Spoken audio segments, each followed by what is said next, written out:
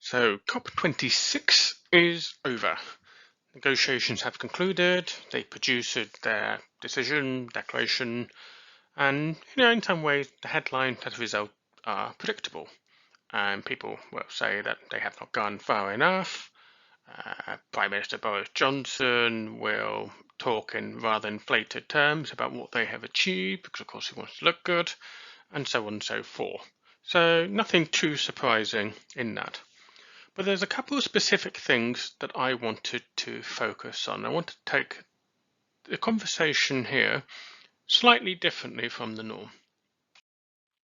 The first thing I'm going to do is I'm actually going to say something positive, which is always going to be make a nice change, which is I am going to pay tribute to Alok Sharma in his role as president for COP26. Now, I'm just going to stress here, I don't have any political axe to grind. I've been criticising a lot of Conservative politicians recently, but that's because they've been doing a terrible job at negotiating. So it actually makes a pleasant change to talk about a politician in positive terms. And I think for something like COP26, it is worth emphasising that we do need to put politics in the back burner for events like this. You need to operate as a team and work together. So I was struck by when Alok Sharma was given his speech, he was apologising to the delegates for the way things had gone, which I thought was really good of him. It takes a certain level of personal courage to stand up in public and do that. All credit to him. And I think all credit to him and his whole team for the massive amount of work that they have put in. It's a bit of a thankless job, organising being president of these sorts of things. And I think the fact that he got such a long ovation tells me, and I could be wrong, I don't have any insider knowledge here, but that ovation tells me that the delegates there must have thought he had done a decent job to have applauded him for so long. So I think tribute to Alok Sharma and his team for the massive hard work they put in. Now, of course, people think that COP26 may have not succeeded in all its objectives. That's a discussion for another day. What I want to talk about is the role of president, particularly what Alok Sharma had to do. So he was president of COP26, and his role is to be independent. He wasn't there as a British politician. He was there as the host country, and there to be president organising the whole event. So that means in some ways his role would have been a little bit to park his nationality slightly, to operate as an independent voice here. That's what's important whenever you're a president or chairperson of any event like this. You need to give everyone a fair hearing, and you do that by being independent, so neutral in many ways. So that would have meant as well that his role would have been very much about being organised. So obviously getting all the agenda items tracked, all the actions recorded, all the discussions, all the agreements, disagreements, etc.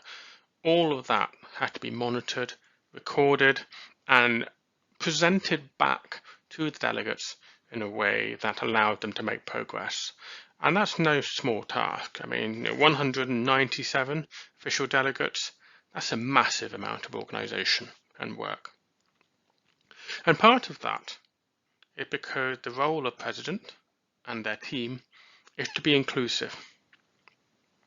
So when you operate at any event like this where you've got multinational interests, what you have to do is make sure that everybody gets the opportunity to have their say. And I know sometimes people will say all sorts of stupid things and annoying things, and you'd rather not have to listen to it. But the reality is you have to give them the floor at some point. Because if you don't, they will feel excluded, and they will deliberately go out to obstruct you in terms of achieving your aims, your objectives. So the role of the president and the role of any chairperson is always independent, be organised, and be very inclusive, allow everybody, no matter how annoying, how small, how irritating, everybody gets a chance to put their input forward and to be heard. And because the ultimate goal is to build consensus. And you've got to reach some kind of agreement, and you've got to get, even if not everybody is going to be happy about what is being agreed, at the very minimum, they need to be not obstructive. So whilst I know there's quite a political argument for saying that COP26 did not achieve enough, I will point out that that is not the President's job. So the President's job is not to advocate any particular position. It is to get to a point where everyone can agree on something. And on that one, I think Alex Sharma did succeed. That is his role. In terms of if you're trying to reach for a target, for example, the 1.5 degrees target, that is not the role of the President. That is the role of the strong negotiators, the influencers. Could that be the US? Could that be the Chinese negotiators? I believe the Saudi Arabian negotiator was tipped as a strong influencer in this role. So in that sort of scenario, it is those individuals that play the role in forcing the agenda, forcing through the positions and trying to reach the targets, the objectives that have been sought. The role of the President, in contrast, is just to facilitate everybody achieving that consensus, not necessarily to advocate specifically that position. Admittedly, having an overall target everyone agrees on is a little bit different. That is a bit of the role of the President, but not, but obviously not to push for it directly. Now, that doesn't mean at these sorts of meetings, if you are chairing, that you cannot be the national representative as well. I don't know if Alex Sharma did that in this particular case. I speak from my personal experience at various international meetings. You can dual hat, but you have to be diligent in making sure that it is obvious when you're switching from one role to the other. So you can clearly say, speaking in my role as representing the UK, I wish to put forward whatever position, for example. It is not the same role as being the chairperson, who being more independent, more neutral, and ensuring everyone gets a say. So always bear that in mind for these sorts of negotiations and this sort of role. Now, the other thing I wanted to talk about were the bad boys. And it is always the boys, and rarely the girls involved in this sort of thing. But because why was Alex Sharma apologising in that video and at the end of that the negotiation? And to me, reading a little bit of what happened, is that the India and the Chinese delegations did something a bit naughty. So they did what I call bad negotiation behaviours.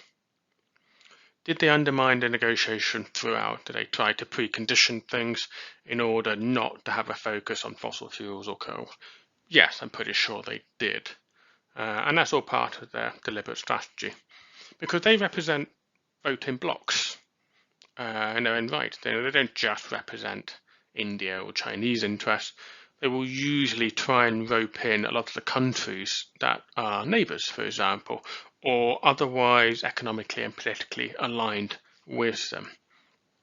So they will do that in some way to try and undermine the consensus. But what they specifically did here, which I think Alex Sharma is having to apologise for, they sprung an ambush.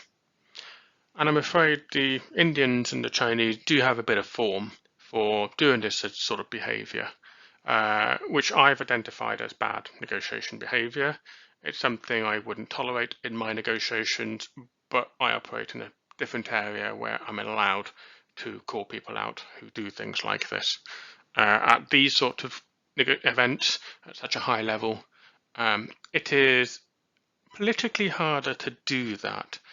But I think we can see that Alex Sharma did do that when he said that India and China have questions to answer.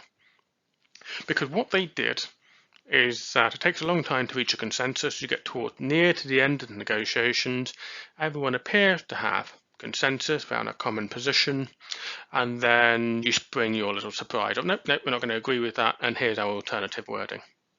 That is what they did. And it's a deliberate strategy because you do it at the time when people are most tired.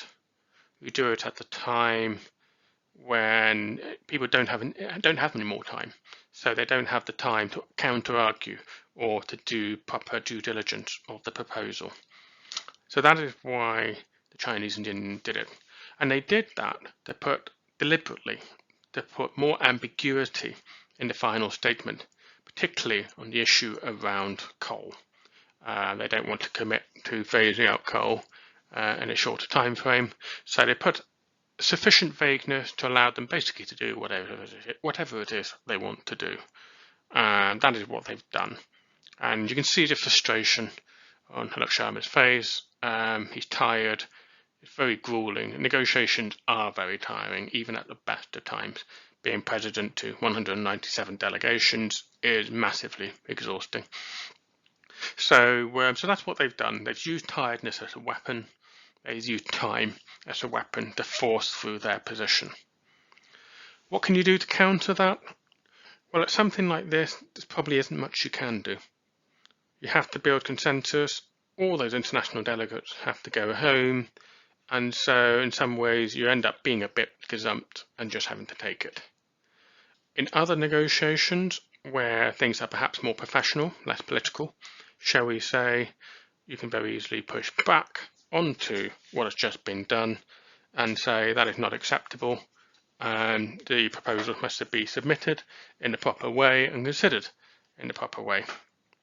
Otherwise, you can just ignore them. And those individuals that did that will find themselves marginalised in the negotiation sense.